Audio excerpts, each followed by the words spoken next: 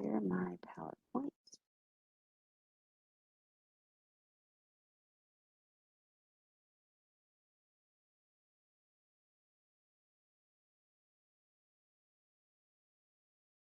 Okay. Thank you all for joining us for another workshop provided to you on behalf of the Illinois Coronavirus Response and Relief Business Center, a program in partnership with the Chicago Minority Supplier Development Council. If you're not familiar with the council, they are responsible for helping minority businesses get certified and then be able to do business with private corporations thereafter. So if that's something that you're interested in, please make sure to get connected with the council.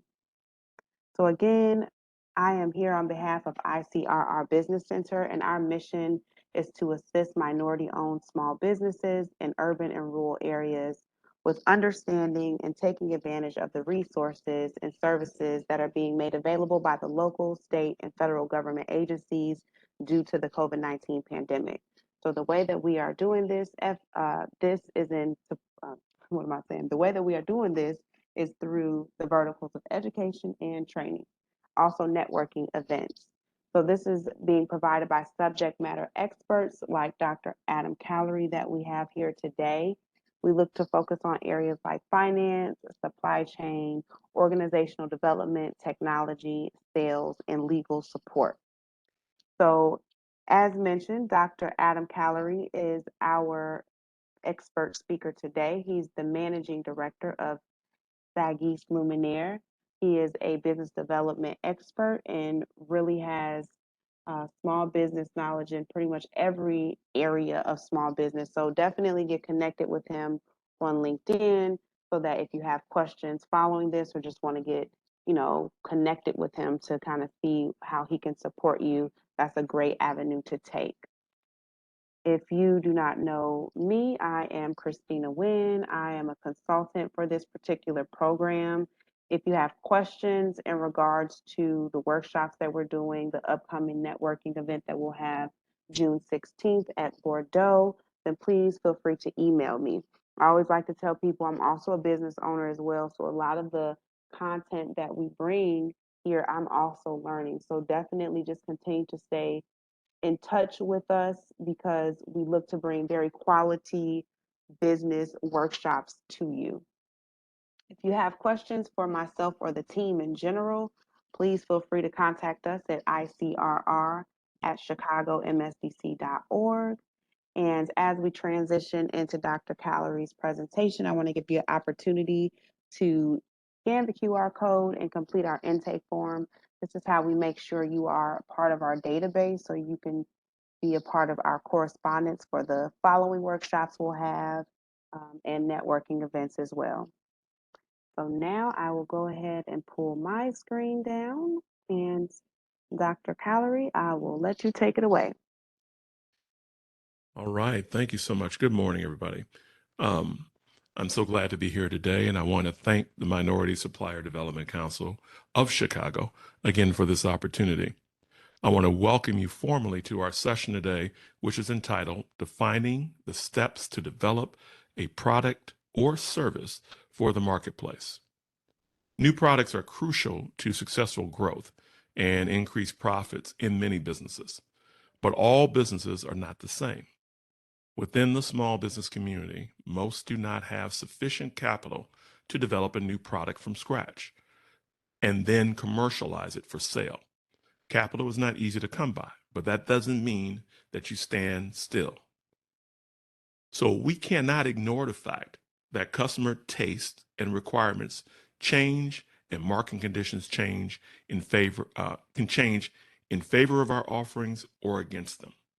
So as business founders, competing at times against giants, we must consider alternate approaches to develop a variety of different products and services in order to remain competitive, and especially now as we move through COVID-19.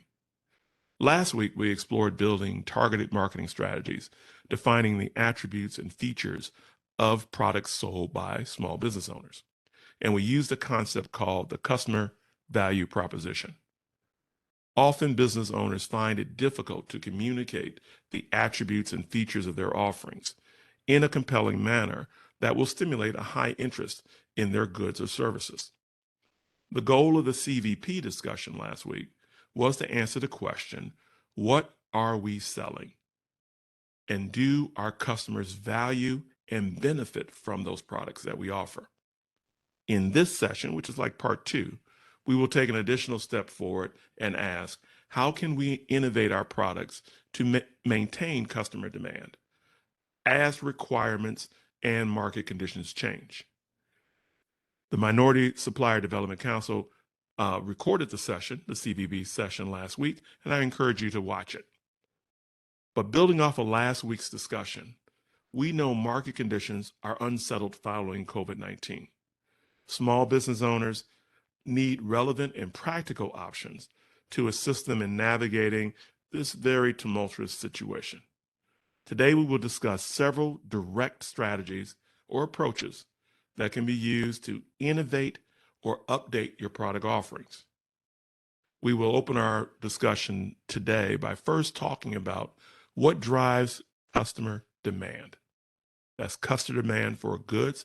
And when I use the word goods, I mean the physical products that you make. So let's say if you were making t-shirts, or if you were a clothing designer, you're making custom items or custom apparel for your customers. So that would be a good, something that I could touch or feel. Or if you're offering a service, and a service in this case would mean something where you're providing assistance to someone or advice, or you're doing the work for them. Let's say if I'm a landscaping company and I'm actually cutting the grass and trimming the hedges, doing the work for someone else. So I have a service element or in this case, a service offering that I'm making to my client. The question is how businesses should respond to these various forces that are working against them in some ways. So the arrival of COVID or the passing of COVID, and how that has changed our business environment in so many ways, whether we're talking about inflation or we're just talking about new competitors coming in or old competitors moving out. There's a lot going on. However, there's a way to navigate it. And so we're going to talk about that today, and we're going to talk about it with this concept of new product development. So let me switch over to my side and share my PowerPoint.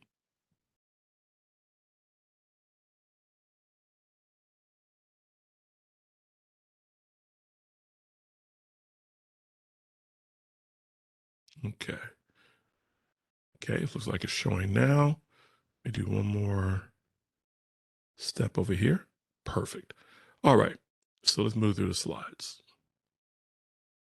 All right. A little bit about myself. I've been around in this business or in this space with small business owners for about 11 and a half years, primarily working through 2 different organizations.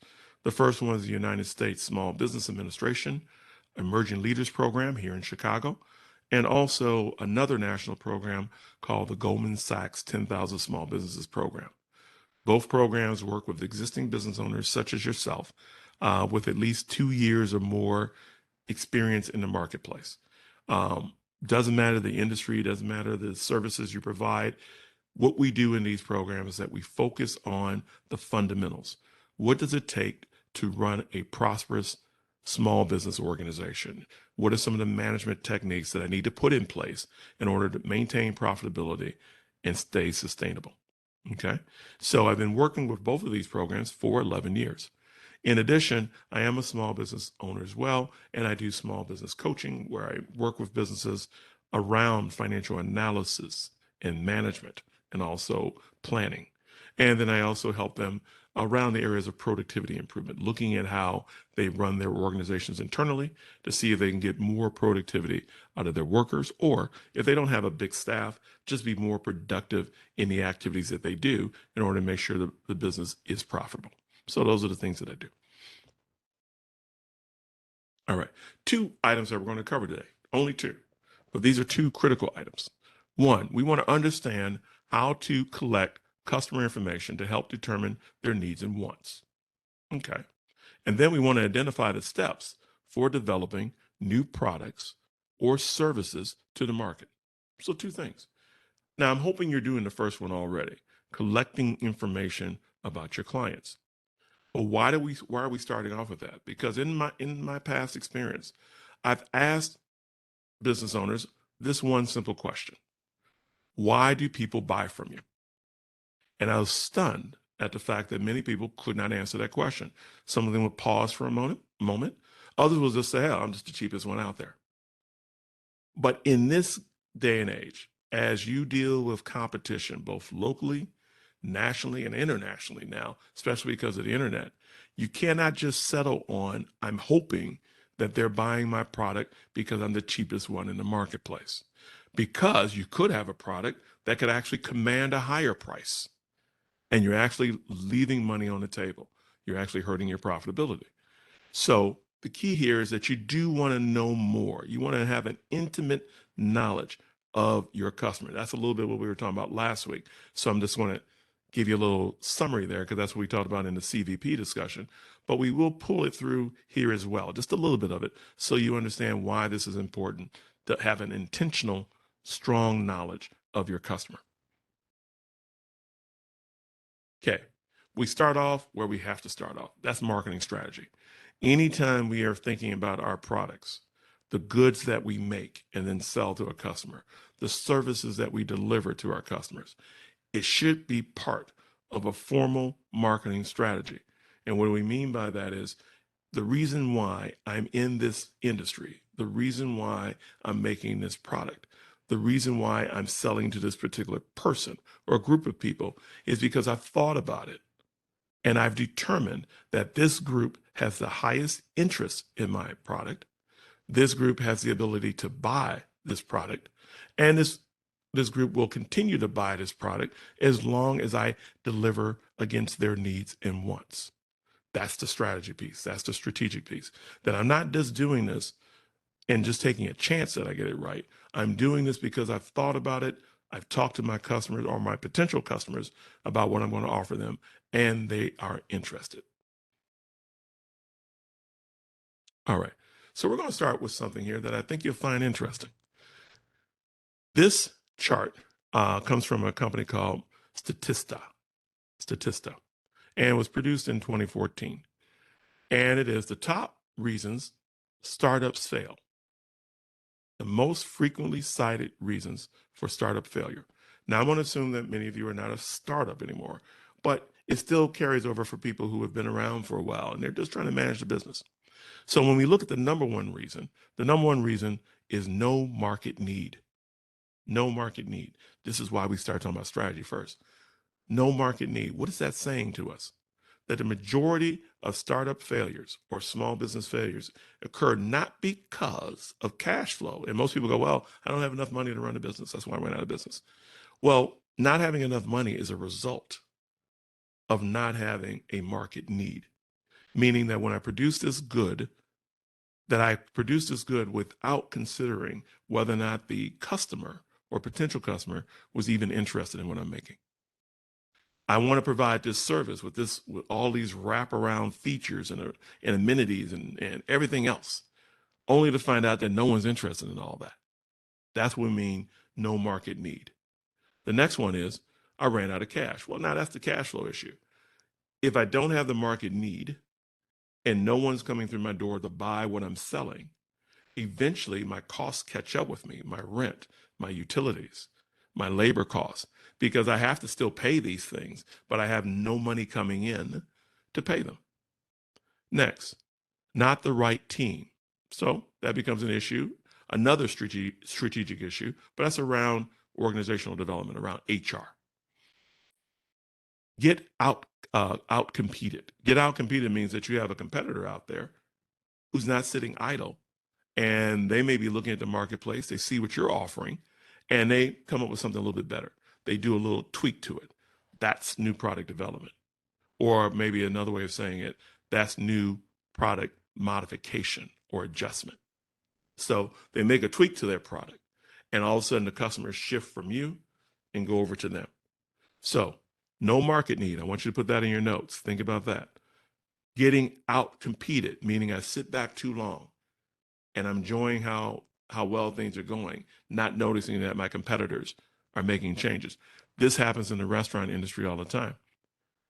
I'm selling hamburgers. I got this great little spot on the west side. People are coming, they're buying my burgers and fries, and everybody's really happy, right?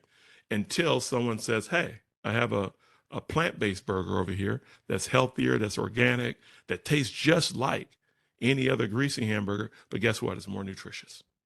And they start offering that. And they're offering that because they recognize the fact that customers are now demanding that. But you didn't see that or you didn't recognize that.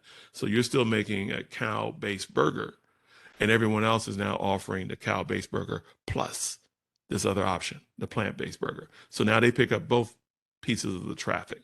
They pick up your regular burger eating customer, and if that person comes with a friend who prefers a plant-based burger, they can sell them a plant-based burger too, 2-for-1 kind of thing.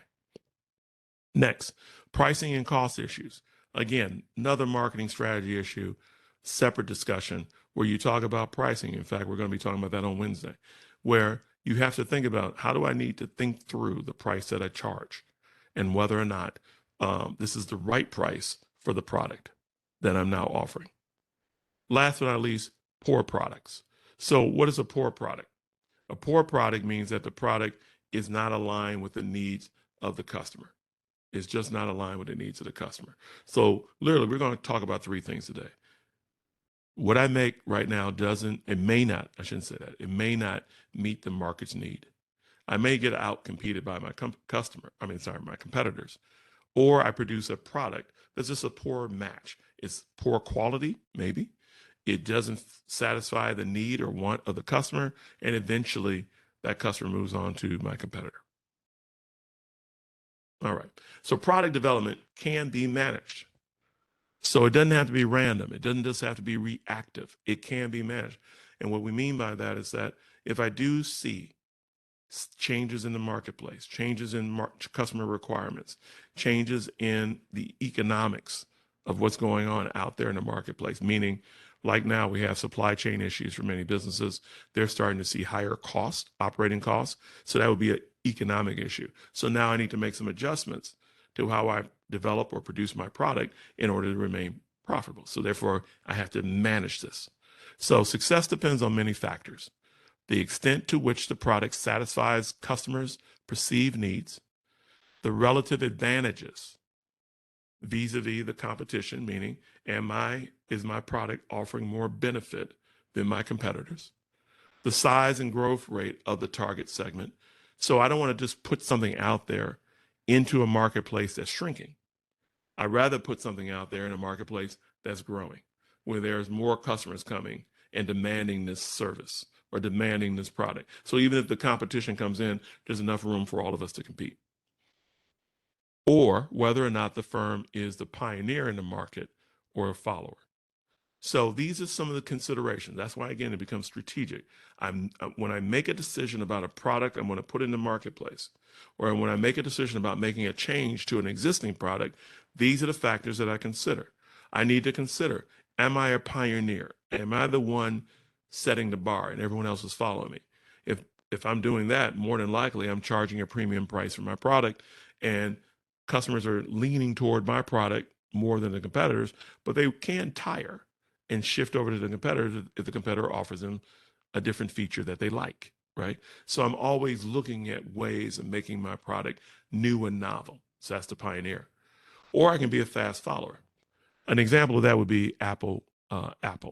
For many years, people claimed that Apple was a follower versus an innovator. Because if you look at Apple's history, many of the features that you find on your phone, on your iPad, and all these other things that they created over the years were actually created by other smaller companies. So for instance, the touch screen that we've gotten very comfortable with was actually developed by a company called Xerox.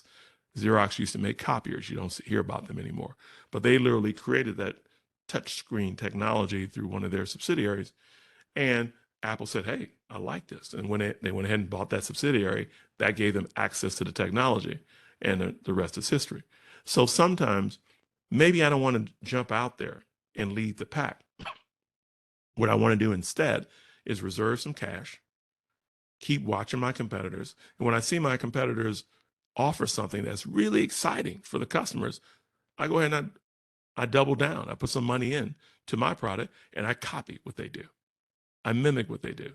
And then I may add one more piece to it to try to switch that interest to me versus my competitor. So I can be what we call a fast follower. I let someone else take the risk. Let them put something new out there. But I make sure I have in reserve some money if I need it to go ahead and make the appropriate changes to my product in order to stay competitive with them.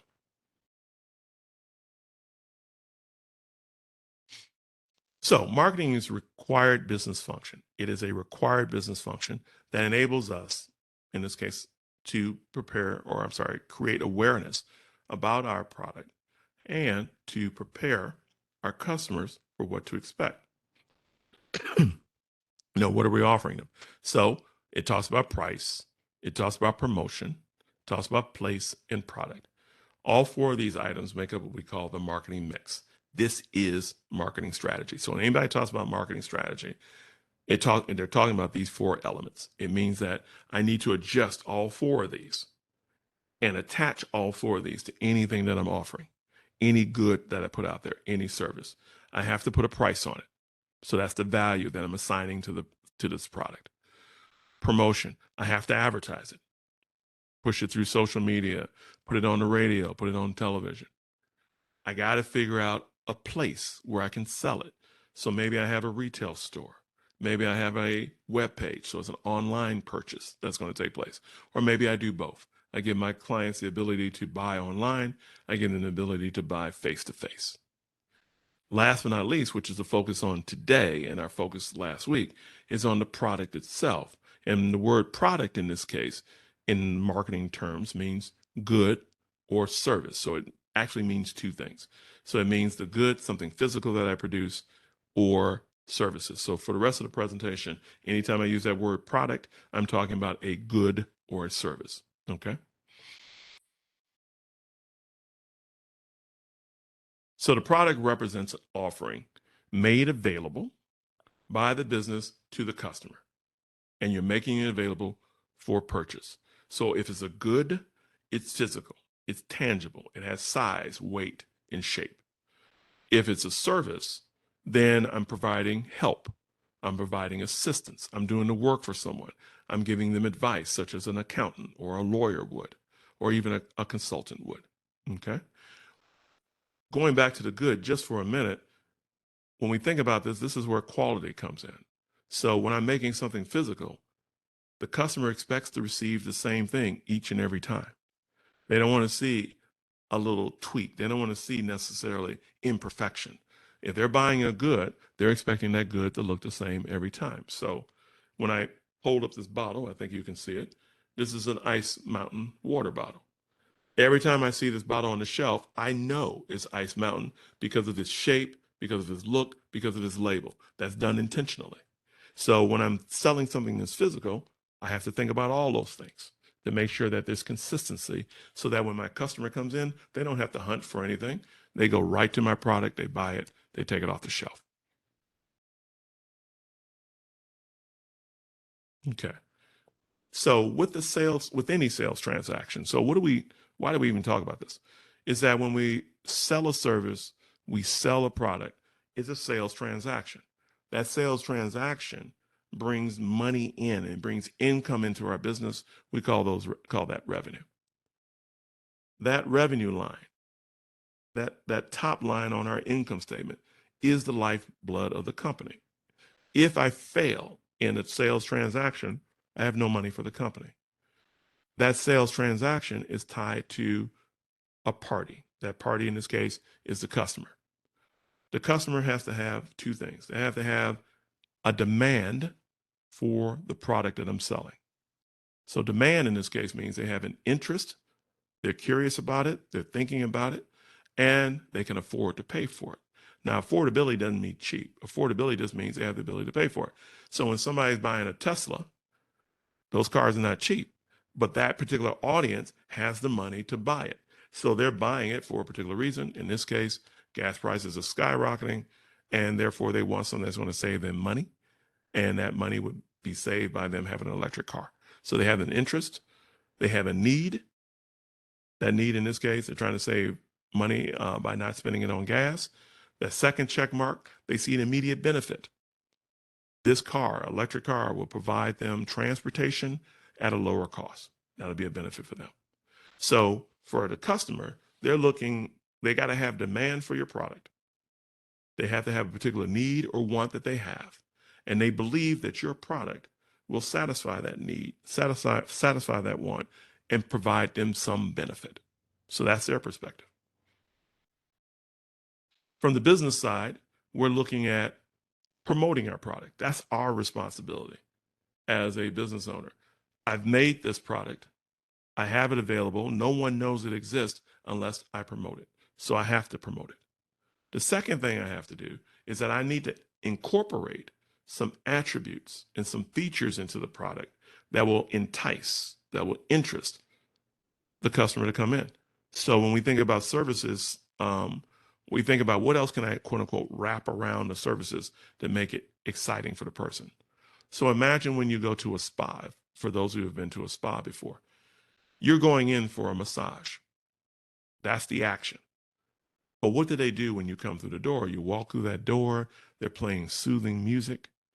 They may be burning incense, or they'll have fresh flowers in the room. It's a very quiet space. Everyone's talking softly. When you go into the room, it's kind of dim. They have these beautiful towels that have been, just freshly cleaned and dry, so they're warm, right? Everything has been wiped down, so you feel safe. You feel that it's a clean environment. That's the wraparound. The wraparound around the service. The service is the massage. But what I do is I wrap some attributes around here, around this service, to make it enticing to you so that when you leave, you tell other friends about it. Say, that was a glorious experience. That was a wonderful experience I had. And then you're encouraging them to go and have that same experience. So the business has to promote the product, but they have to have something to promote. So they promote what? The attributes, the features, the quality, the dependability, so on and so on, to try to stimulate that demand inside the customer. So when we look at the business and we go a little bit deeper and we think about this word of attributes and features, they stand alone. Or I should say they're separate.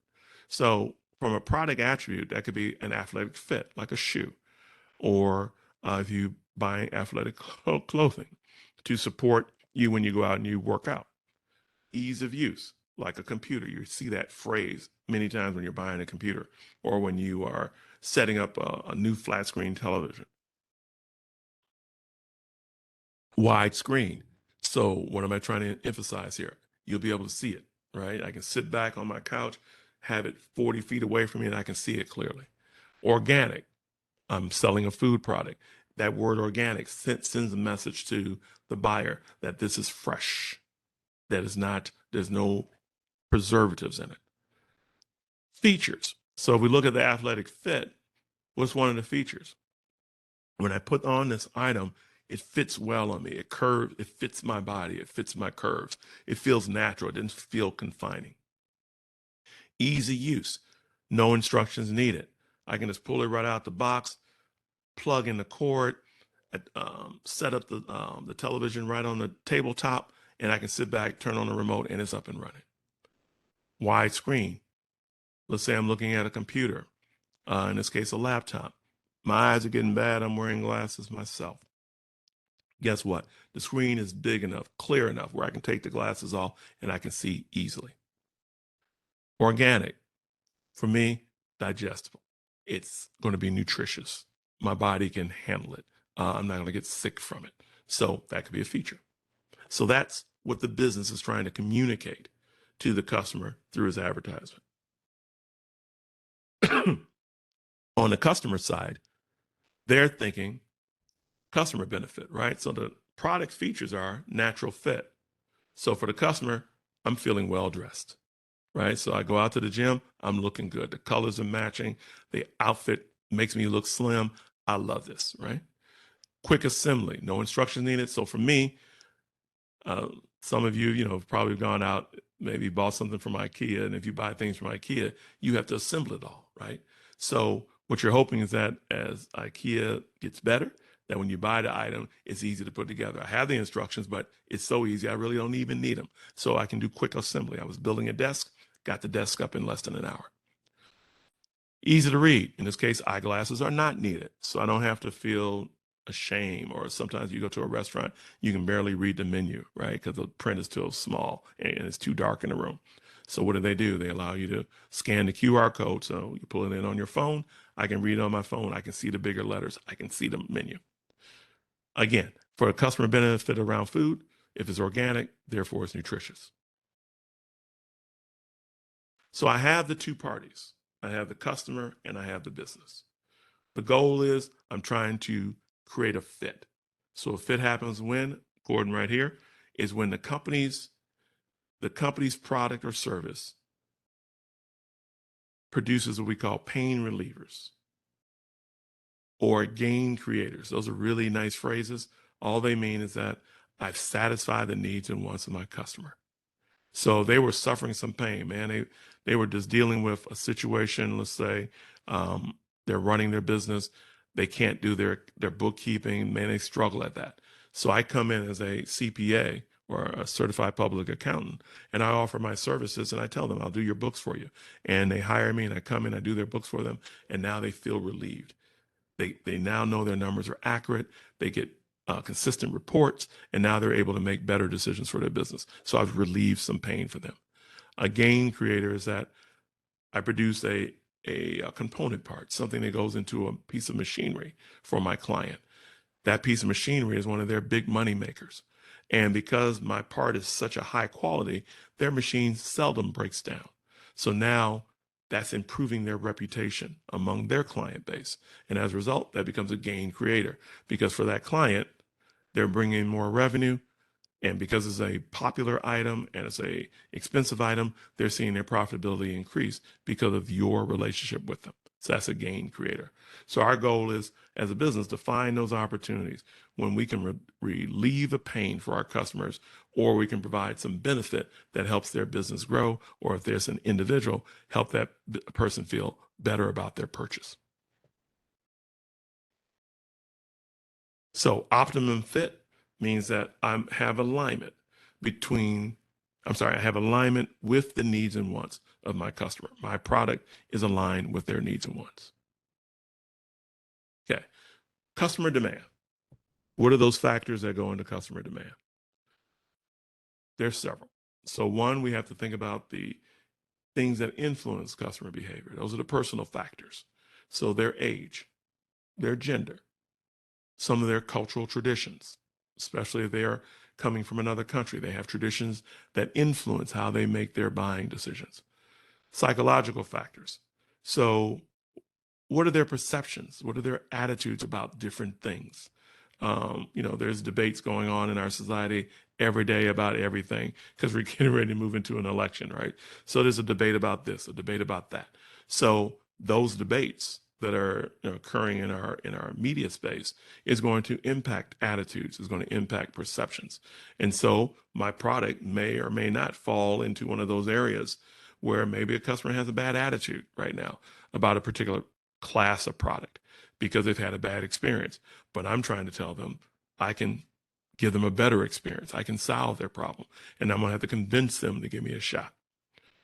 Social factors. Those are the peer pressures.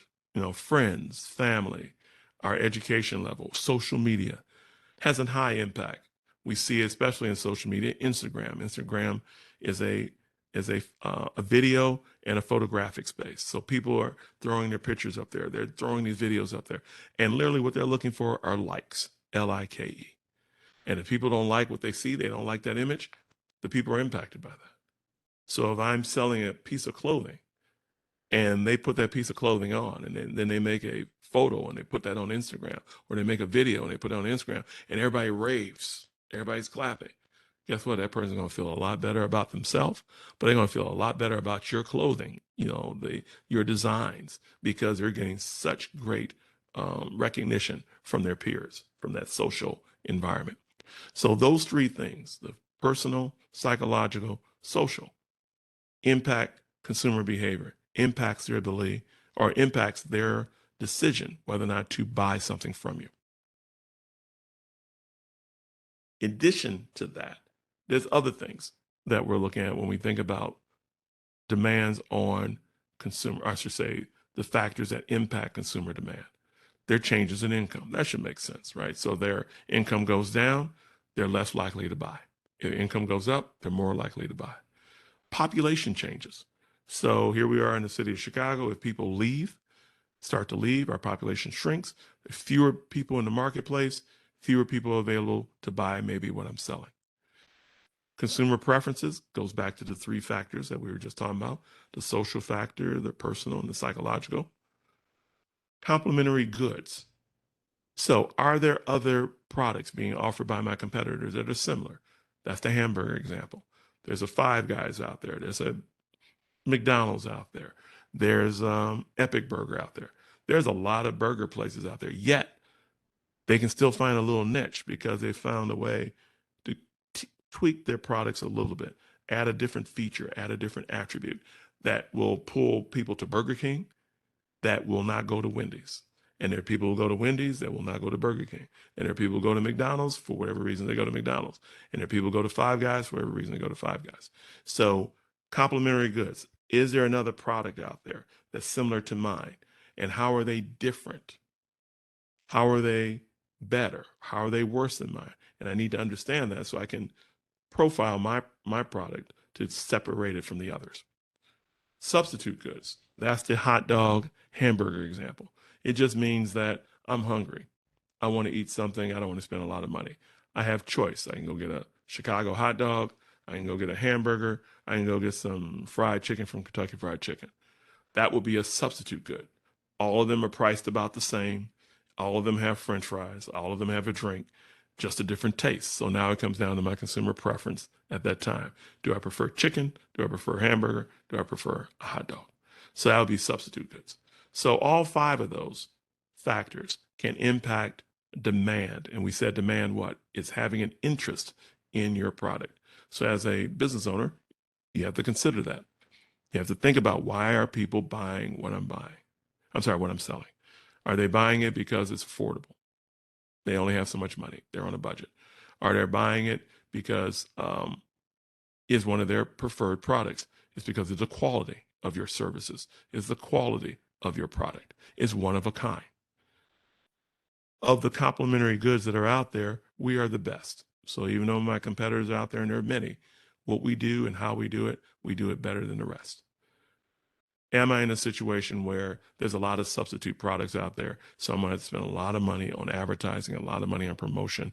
I have to spend a lot of money on training to make sure that my people do the right thing when my customers come through the door.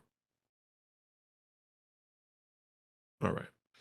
So besides just thinking about strategy from a product side, we think about strategy from the customer demand side. We can also get to a point, and this is where we're going to close out on this segment. We can also get to a point where we can put our customers into particular categories. And once we put them in those categories, we'll have a better way of defining how we want to go after them. So this comes from some research that was done where they're just what we call buckets, or a profile that I can put my customers into. So when you step back for a minute, I want you to think about your customers. This would be a wonderful time to pull out a piece of paper and think about what are the traits of your customer? What are the behaviors of your customer? So let's say, for instance, here, what is a complex or a high-end customer? That's someone who is fairly well off, upper middle income. They have a lot of disposable income. They have a lot of money available to them. They tend to buy products that are more expensive. So they buy the Tesla versus buying the Kia. They buy the higher end Gucci bag versus just going to H&M and buying a bag, or going to Target and buying a bag. So the question is, are my customers falling into that category where they're a little bit higher end, better educated, spend a little bit more money than the rest? So we can put them into what we call a complex category. Are they a customer that is in the high support area? So that could be individuals such as senior citizens, right? So they have many needs. Maybe you provide medical services or medical support services. You provide CNAs that go into people's homes, and you're providing services to the elderly. So that's a high support type of client. So what you want to think about is, what do they need? What are their basic needs? How can I serve them better? How can I make sure they're not injured or feeling neglected? Because once they feel that way, they're going to complain and complain maybe to the state, and therefore that can impact my reputation. So are they a high support type of client?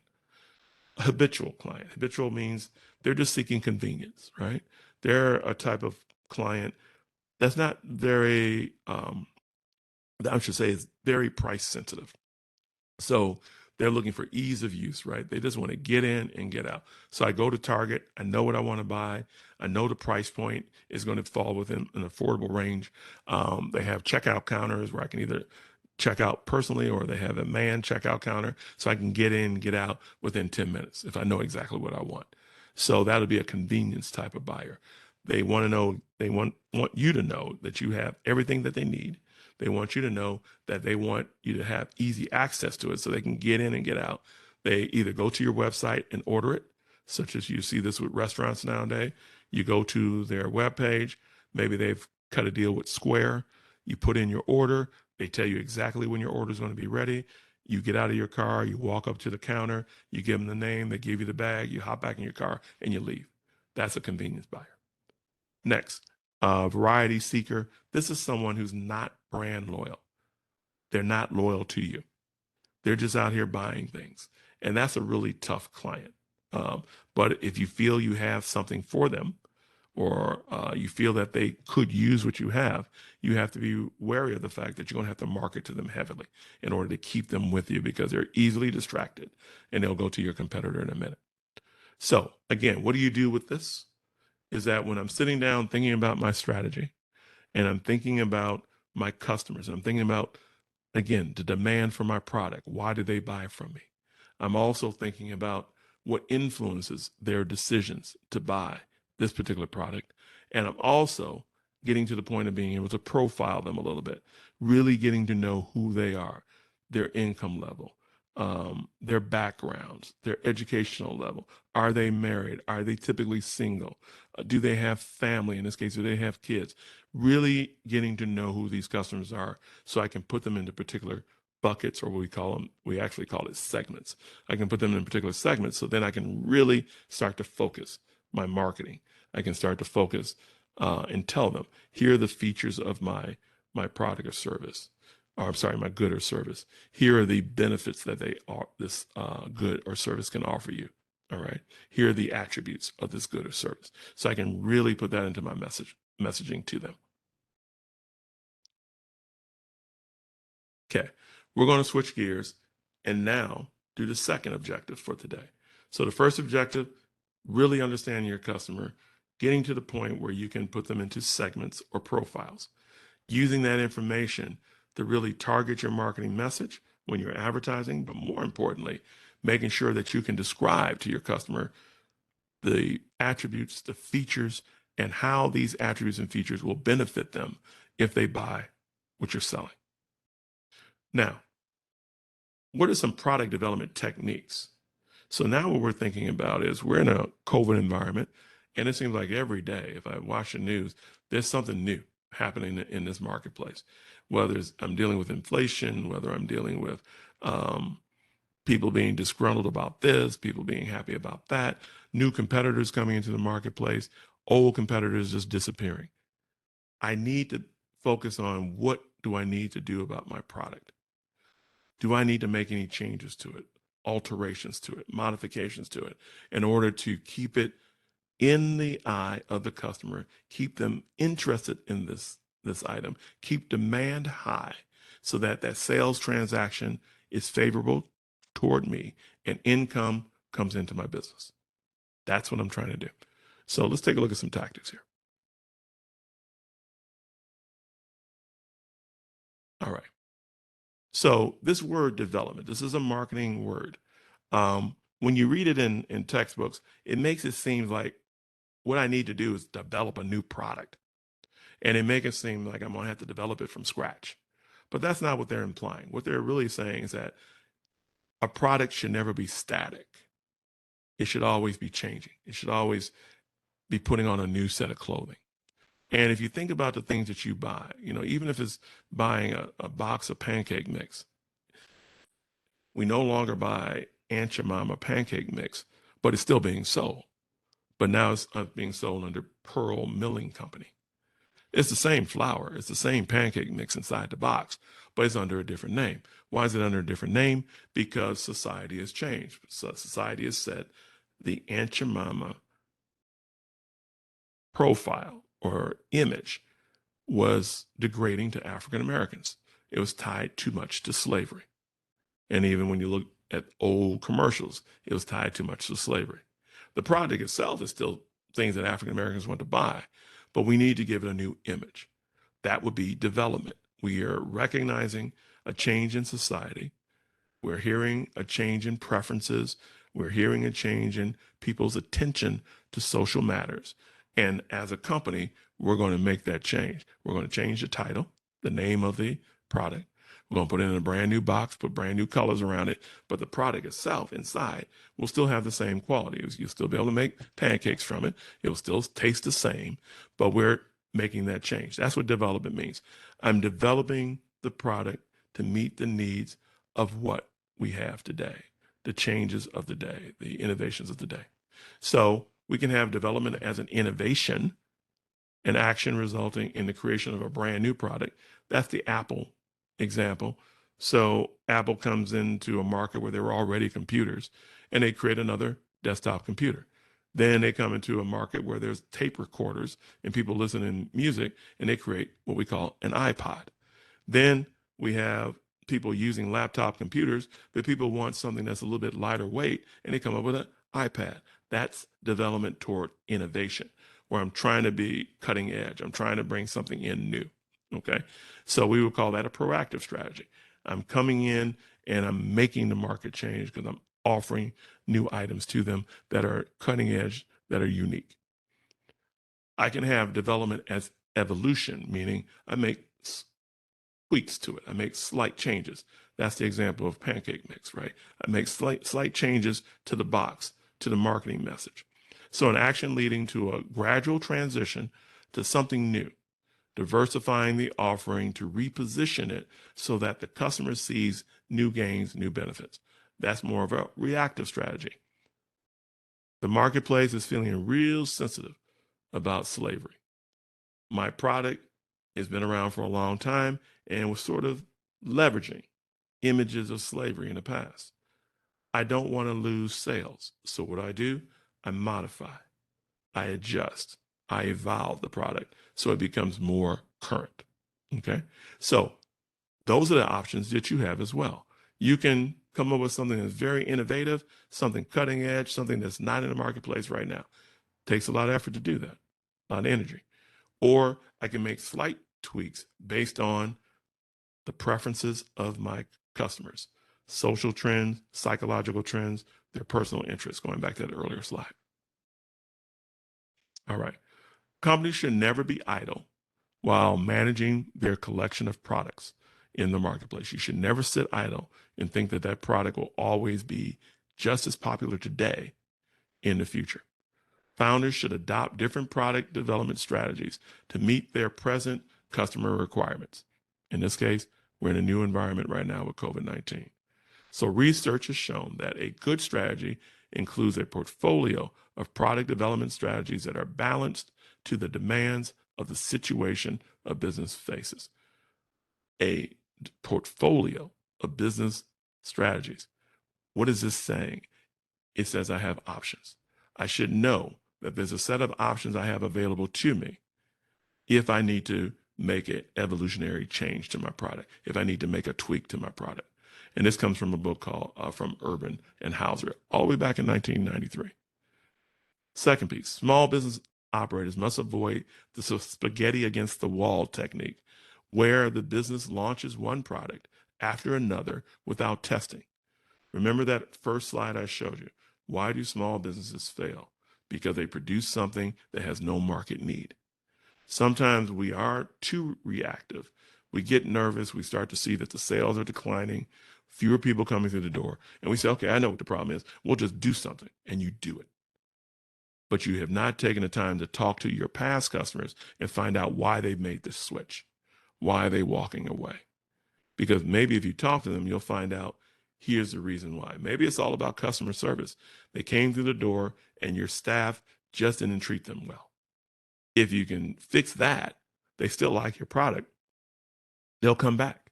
But as long as your staff is continuing to do what they're doing, guess what? They won't come through the door. It had nothing to do with your product, had to do with your staff. So you need to go in and find out, what's going on. So in this case, market acceptance. This is inefficient and potentially financially costly. So this is from Ms. Morrow in 2020. Having that spaghetti against the wall. I'm just going to, or some people use the phrase, I'm just going to use a shotgun approach. I'm just going to throw everything at it, man. I'm just going to make everything happen. I'm going to cut price. I'm going to give the client everything they're asking for. I'm going to do 2-for-1s. I'm just going to do it all to try to bring demand back. You can't bring demand back. Demand is driven by the interest of the customer. If the customer loses interest, demand goes to zero. So you got to find out what interests them. What are they looking for? And you don't want to just do it haphazardly, especially after you've gotten a business up and running and you've had success. So the question is, you want to find out what has changed. And that means you may have to go and talk to your customers, talk to your current customers, talk to those who no longer do business with you. Those in particular could probably give you the answer that you're looking for.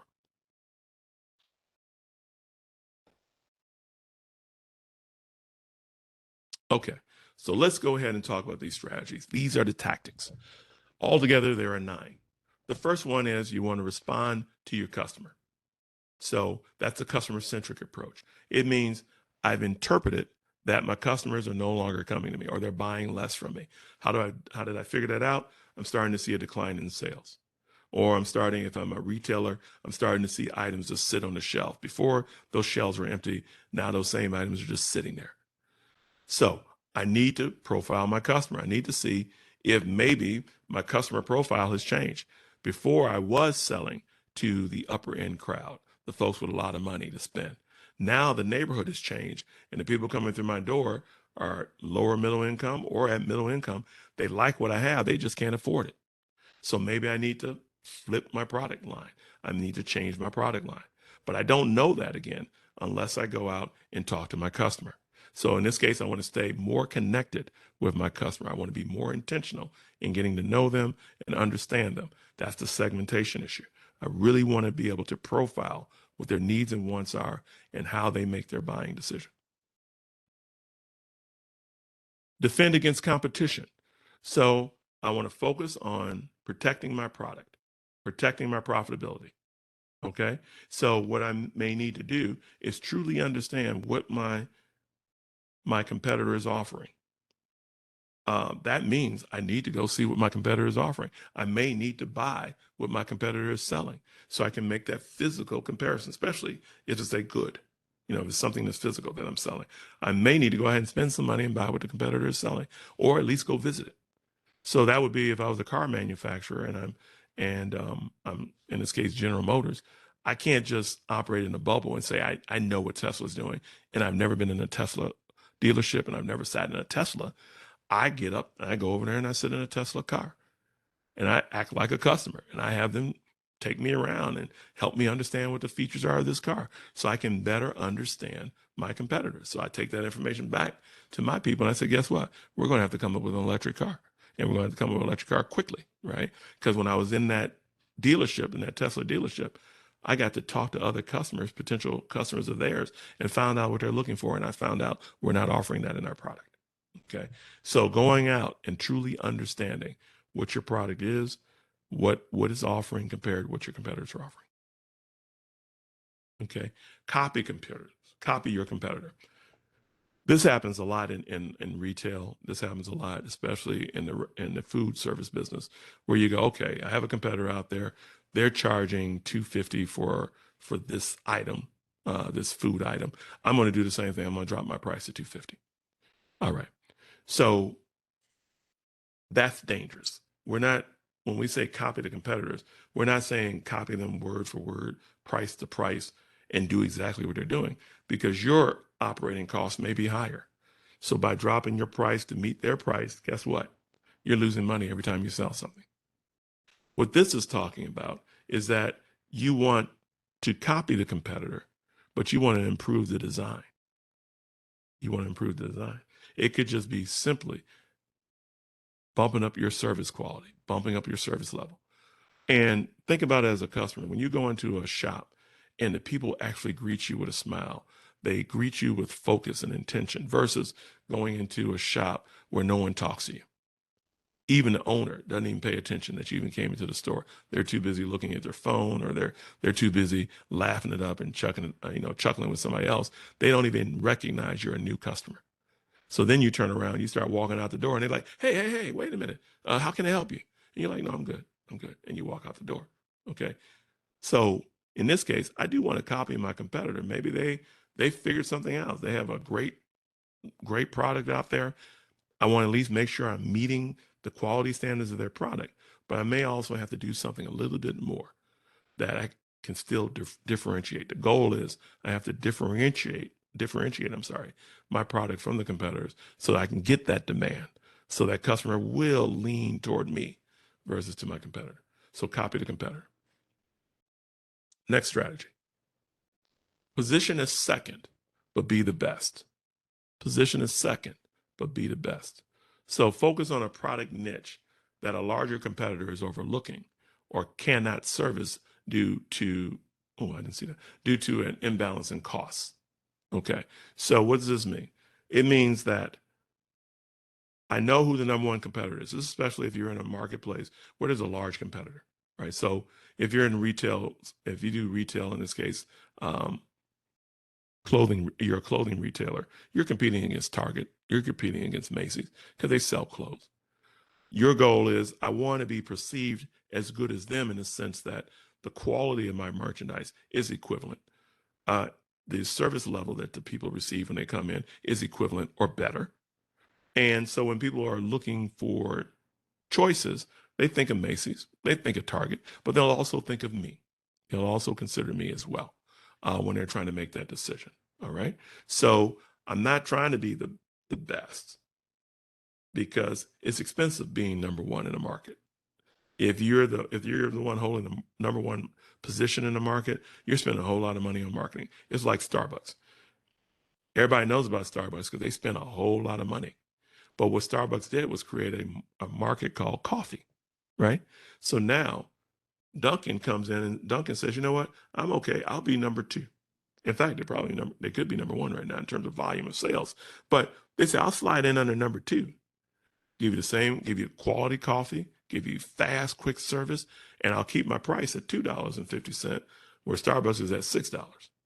And there will be those who will buy Starbucks because they swear by Starbucks. But there's a whole lot of people who say, I just want a good cup of coffee that's hot, and I'll pay $2.50 for it. And what Dunkin' is then able to do, they sort of ride underneath Starbucks.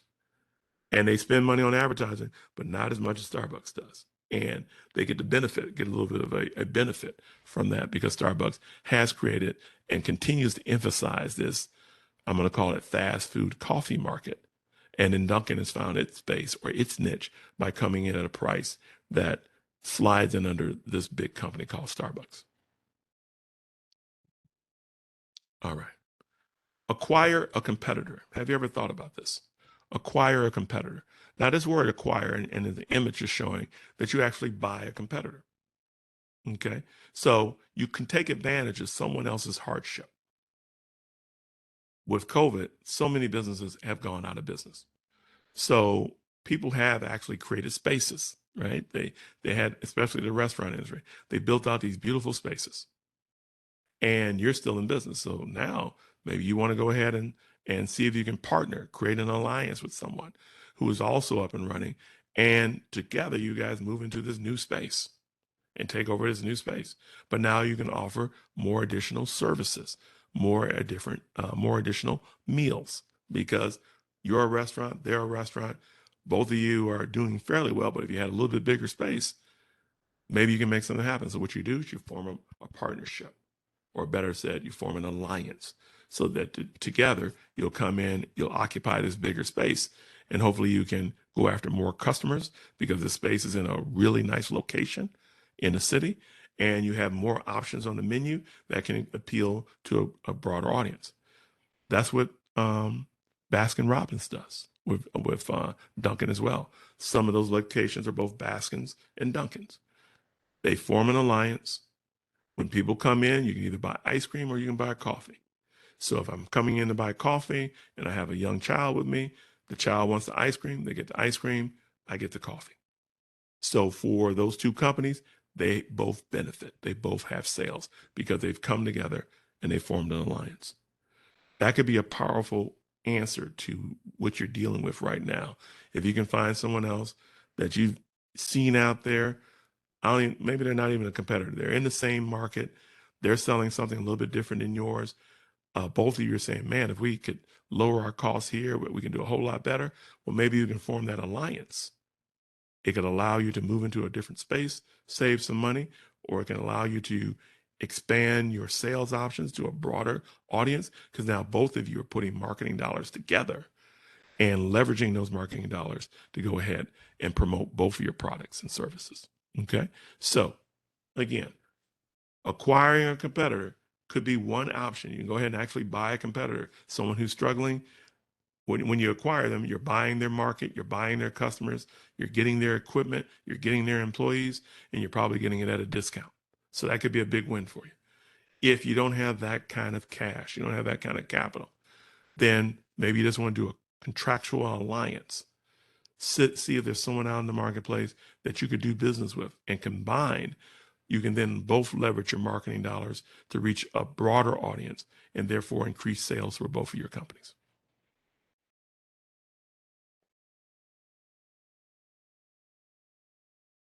Going forward, doing the acquisition, making an alliance again, just reemphasizing it again, is definitely ideal for small businesses. The alliance. To do the alliance formally, you do need to do a contract, some type of contract between you and this other entity, or if it's two or three of you, two or three businesses coming together, you definitely want to sit down with your attorney and put together the agreement. It can be short term, which means it can be something less than a year, or it can be long term. You can do it for multiple years. Um, you can pool your expertise, you can pool technology, you can pool your budget, in this case, your financial budget. If you're looking at this, you want to get into a different geography, you want to sell on the East Coast, because currently you're only selling here in Chicago in the Midwest, right?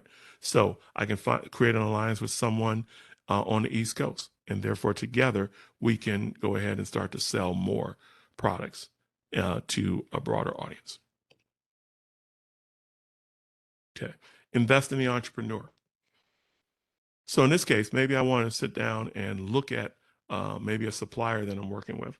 And I want to go ahead and work with them to see if they can help me to improve my product, improve the quality of my product. They may be doing something in the marketplace that you find exciting that will be a great enhancement to your service or services that you're offering, or a great enhancement to your physical product. So in this case, invest in an entrepreneur, work with an entrepreneur, and that can help you come up with new ideas for improving what you're offering to the marketplace. Invest in research and development. So remember, we were talking about development can be innovation, or development can be evolution, where you're making incremental change. If you look at most marketing books and they talk about new product development, they focusing on large corporations.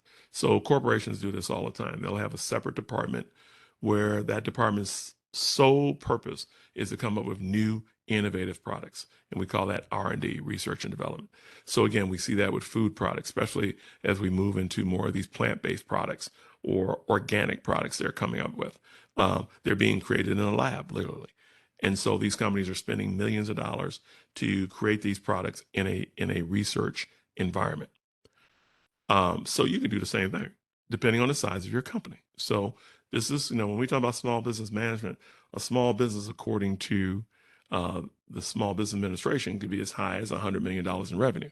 So there's some large small businesses out there. So if you have the ability to create a R&D or a research and development department that's separate, that can do some product development for you, I encourage you to do that. What happens in this environment, or it happens in this department, is that not only will they create the product, but they'll also go out and test it. They'll test it with potential customers. So we will call that prototyping. They go out there, or market testing, and they'll go ahead and they'll test it to make sure that the product is really going to sell. After they do that, then they go ahead and they commercialize it and advertise it to the broader community. Again, takes a lot of money. So if your company is large enough to do that, then I encourage you to do the market research, do the research and development on new products, so that you can make sure that it will garner or capture the demand level that you need in order to make it profitable. Because you don't want to do this. You don't want to put something out there for commercial purchase and it's not going to be profitable, because every time you sell it, it's going to lose money. And eventually you're going to run out of money. So we don't want to have that happen. So ideally, if you're going to come up with a brand new product, something that hasn't been seen before, totally new to the marketplace, you do want to do some R&D. You want to do some research and development. You want to do some market research. You want to prototype it first. You want to go ahead and test market it. Make sure that people are going to buy this and get some feedback from them. Find out if they're not buying it, why won't they buy it? Can I make some changes to it before you go out and really invest in it and commercialize it? Okay, so let's go ahead and wrap this up. I'm sorry, I went too far. There we go. So new product development strategy / tactics. So there are 9 of them all together, and they fall into 2 different categories. So one category is proactive strategies. Proactive means I'm stepping out. And I would say in many cases, you want to be more on the left-hand side than on the right-hand side. To be proactive, it means that you are understanding your customer and you're understanding them well. And you know what drives the demand for the items that they buy from you.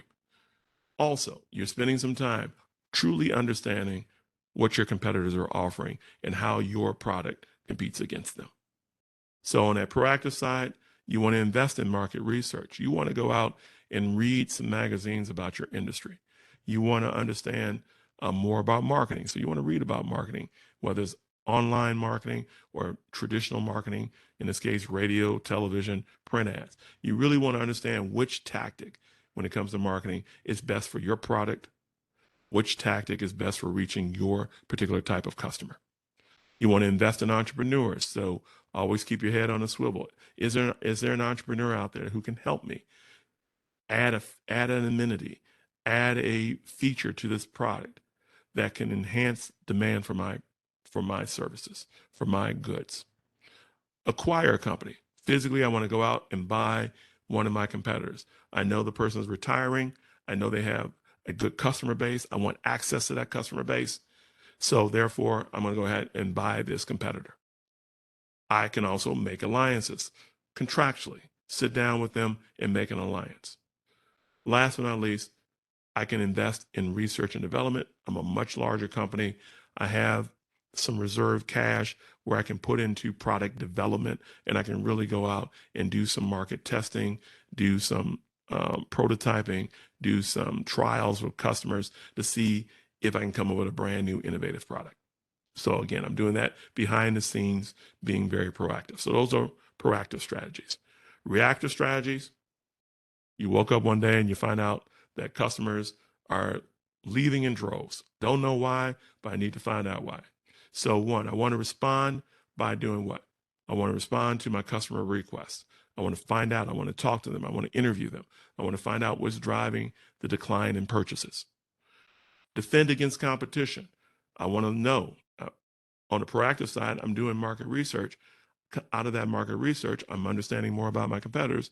And if they're doing some things that I think are going to pull customers away, I want to go ahead and try to put up a defense around that. Maybe I offer some coupons. Maybe I offer a discount, volume discount. Maybe I do something that's going to hold on to those customers, but not cripple my company financially. Copy the competitors. I want to copy what they do, but what I offer is going to be slightly better.